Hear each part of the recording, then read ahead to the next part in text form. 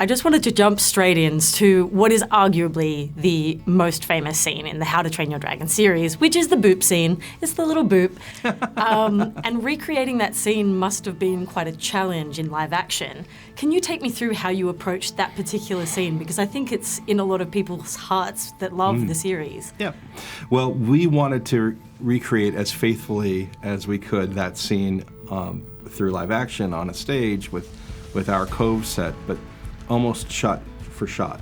That exact moment, and also later the test drive scene when they're flying over the clouds. We wanted those to be really faithful as a tribute to the fans. And the way that we achieved it really was relying very heavily upon our team of puppeteers, namely Tom Wilton, who was operating our Toothless. So we had a foam head for Toothless, and we had a body and a tail. And they had worked out his puppeteering partner, Sarah, had worked out kind of the footsteps and the sand and the path between all of the drawn lines and how that was going to work, and it just became this dance.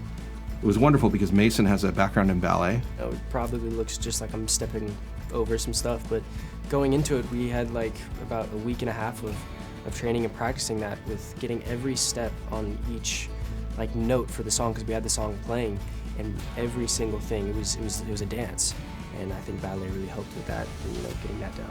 So just figuring out how they were going to move together and how Toothless was behaving within the scene, beautifully puppeteered by Tom Wilton, and leading up to that moment where there's a hesitation and a touch.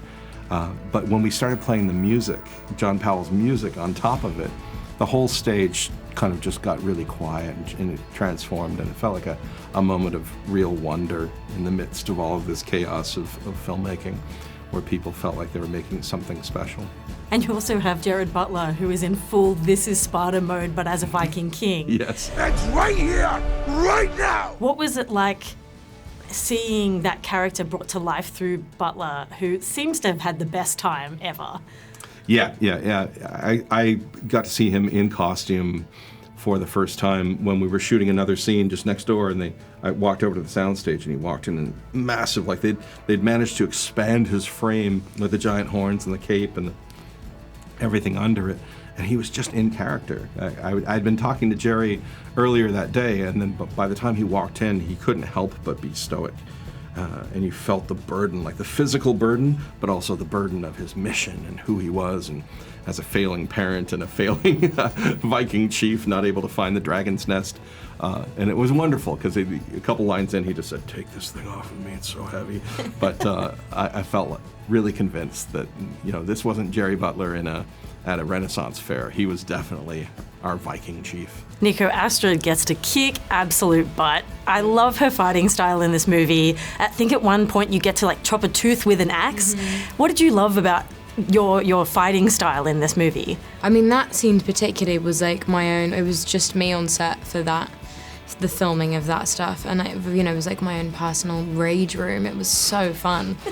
It was really, I think initially it was kind of something that I found incredibly daunting, because it just felt there was something about kind of like yelling really loudly and flailing your arms around. I found it actually really vulnerable.